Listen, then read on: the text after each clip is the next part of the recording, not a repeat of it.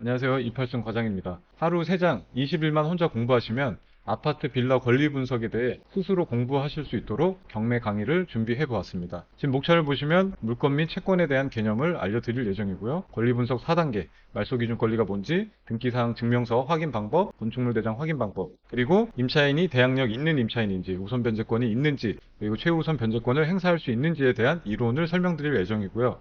마지막으로 낙찰자가 추가로 인수할 권리가 있는지 매각 물건 명세서를 보는 방법을 설명드릴 예정입니다. 그리고 제3장은 전세권 임차권. 먼저 설명을 드리려고 했으나 이 권리분석 4단계에 대한 내용을 아시고 전세권 임차권에 대해 공부를 하시면 좀 더 효율적인 공부가 될 것 같아 해서 권리분석 4단계 후에 설명드리고자 뒤로 뺐습니다. 그리고 마지막으로 배당 순위, 누가 먼저 배당을 받는지, 그리고 배당은 어떻게 이루어지는지 간단한 이론을 통해 배당의 흐름을 이해하실 수 있도록 준비해 봤습니다. 경매 투자 시 알아야 하는 기본사항 1일차입니다. 물건에 대한 개념. 물건은 절대권으로서 누구에게나 대항할 수 있다. 이 의미는 물건은 내가 가지고 있는 핸드폰이 있다면 이 핸드폰을 다른 사람이 자기 거라고 주장을 하면 저는 그 어느 누구에게도 그 물건은 내 거야 라고 대항할 수 있는 거죠. 그래서 가지고 와, 물건이니까. 그래서 물건은 절대권이 있습니다. 그래서 이 물건을 다른 어느 누구에게도 대항할 수 있는 그러한 힘을 물건이라고 합니다. 결국 부동산은 등기로서 공시를 하죠. 등기되지 않으면 물건이 인정되지 않습니다. 그래서 근저당이나 전세권이 등기사항 증명서에 등기됨으로써 물건의 효력을 갖게 되는 것입니다. 물건의 종류에는 여러 가지가 있습니다. 그 중에 저희한테 필요한 이론은 이 전세권과 근저당권입니다. 전세권은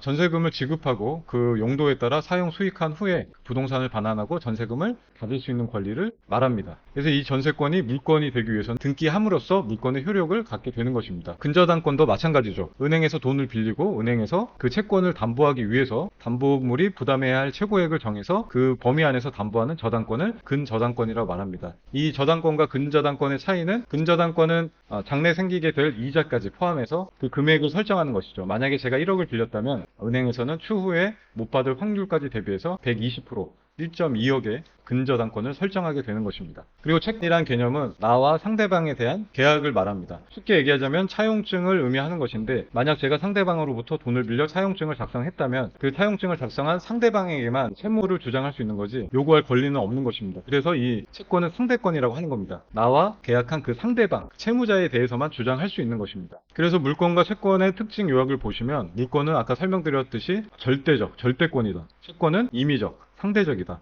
그러므로 물건이 엄청 강한 힘을 갖고 있는 걸 알 수 있죠. 이 물건에 의해서 경매가 넘어간다면 저희는 임의 경매란 용어를 사용하게 되고 채권에 의해서 경매가 넘어가게 되면 저희는 강제 경매 기입 등기란 용어를 사용하게 됩니다. 따라서 물건과 채권에 대해 두 가지만 기억하시면 됩니다. 물건은 절대권으로서 누구에게나 대항할 수 있다. 하지만 채권은 상대권으로 해당 채무자에게만 주장할 수 있다. 이 두 가지는 반드시 기억하셔야 합니다. 그래서 물건으로 인해 경매를 신청하는 경우 방금 임의 경매라고 했습니다. 이 임의 경매는 지금 보시는 바와 같이 물건으로 인해 경매를 신청하는 경우, 즉 근저당권은 물건이라고 했습니다. 이 근저당권자가 경매를 신청하게 되면 이렇게 임의 경매 기입 등기가 박히게 되는 것이고요. 채권으로 인한 경매를 신청하는 경우에는 강제 경매 기입 등기가 박히게 된다고 했습니다. 강제 경매 기입 등기는 이렇게 채권자가 경매를 신청하면 강제 경매 기입 등기가 이렇게 박히게 되는 것입니다. 이 임의 경매가 왜 좋냐 하면 이 담보권을 행사해서 소송 없이 바로 경매를 신청할 수 있기 때문입니다. 하지만 이 채권으로 강제 경매를 하게 되면 그 판결문을 받아야 강제 경매를 신청할 수 있습니다. 그래서 절차가 복잡하죠. 그래서 이 물건으로 경매를 신청하는 것이 절차가 간단합니다. 3장에 설명드리겠지만 전세권 설정 등기도 물건으로서 임의 경매를 쉽게 진행할 수 있는 겁니다. 그 다음으로는 권리분석 4단계를 제가 설명드릴 예정입니다. 말소기준 권리가 뭔지, 등기사항 증명서 보는 방법, 임차인의 대항력, 그리고 우선 변제권, 최우선 변제권은 어떻게 확인하는지, 그리고 마지막으로 매각 물건 명세서에서 낙찰자가 추가로 인수하는 권리는 무엇이 있는지 그 확인하는 방법을 설명드릴 예정입니다.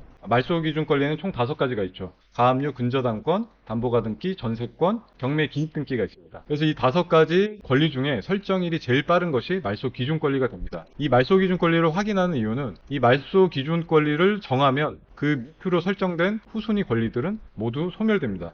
단 금전채권, 돈목적인 권리만 소멸이 되고 그 외 권리는 인수됩니다. 인수되는 권리 중에 주된 3가지가 있는데 소유권의 다툼이 있는 가처분 등기, 그리고 말소 기준 권리인 근저당의 가처분이 되는 등기, 그리고 마지막으로 건물 철거 및 토지 인도 청구권 가처분 등기가 있습니다. 이 3가지 등기가 있다면 반드시 조심하셔야 됩니다. 먼저 소유권에 관한 다툼이 있는 가처분 등기를 보시면 등기부 등본에 이렇게 나와 있는 걸 아실 수 있습니다. 소유권 이전 등기 청구권. 지금 근저당권 설정이 등기되어 있습니다. 에셋 대부 유한 회사에서 소멸시효 완성으로 근저당권 등기를 말소 청구한다. 그래서 이 근저당권 설정에 대해 가처분 등기를 했습니다. 그렇다면 소송에서 이 에셋 대부 유한 회사가 이긴다면 이 근저당권 설정 등기는 소멸되게 됩니다. 이 근저당권 등기가 소멸된다면 말소 기준 권리가 변경되기 때문에 낙찰자가 추가되는 금액이 발생할 수 있는 만큼 조심하셔야 되는 부분입니다. 그리고 건물 철거 및 인도 청구권 가처분은 항상 인수되는 권리이기 때문에 반드시 등기사항 증명서에 건물 철거 및 토지 인도 청구권이란 글자가 있다면 확실한 탈출 방법이 있는 경우에만 입찰에 참여하시기 바랍니다. 이러한 말소 기준 권리라는 법정 용어는 없습니다. 단지 민사집행법 제91조 2항 3항 4항에 의해서 많은 경매 투자자들의 경험과 대법원 판례에 의해서 탄생하게 된 용어입니다.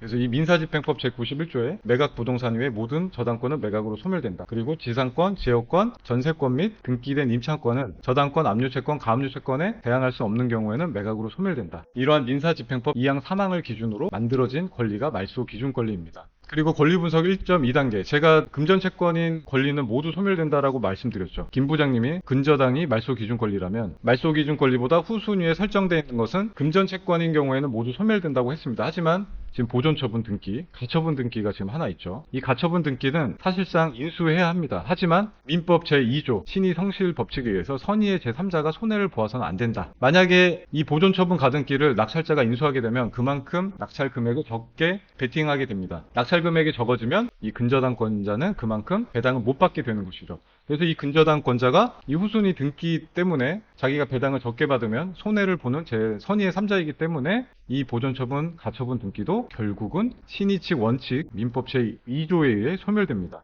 따라서 이렇게 모두 소멸되는 것입니다. 이게 권리 분석의 가장 기본입니다.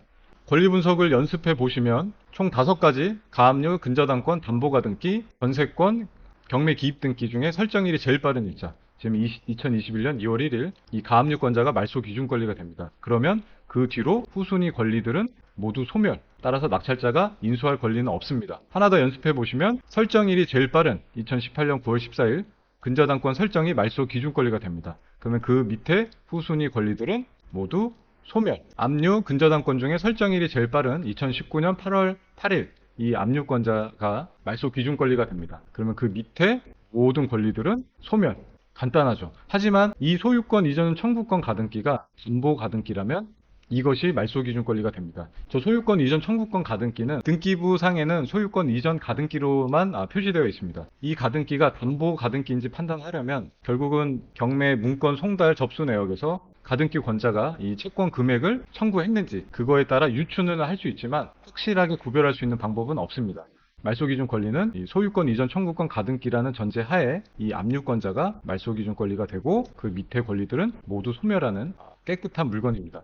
다음 말소 기준 권리를 연습해 보면 지금 18년 10월 30일 전세권이 설정이 되어 있고 그리고 19년 5월 13일 근저당권이 설정이 되어 있습니다. 하지만 헷갈리죠. 분명히 말소 기준 권리 5가지에 전세권이 들어있는데 왜 말소 기준 권리가 전세권이 아니라 근저당권인지. 이 전세권이 말소 기준 권리가 되려면 2가지인 경우가 있어야 된다고 했습니다. 배당을 신청했거나 그리고 임의 경매를 신청했거나. 근데 이 전세권 설정한 이 CT큐브는 현재 이 물건에 대해서는 배당을 신청하지 않았습니다. 그래서 배당은 제외하고 그러면 나머지 2번째 케이스인 임의경매를 신청했는지. 지금 이 임의경매를 신청한 사람은 하나저축은행입니다. 따라서 이 전세권 설정자는 임의경매도 신청하지 않았습니다. 그러면 이 전세권은 말소기준 권리가 되지 않습니다. 낙찰자가 무조건 인수해야 하는 경우입니다.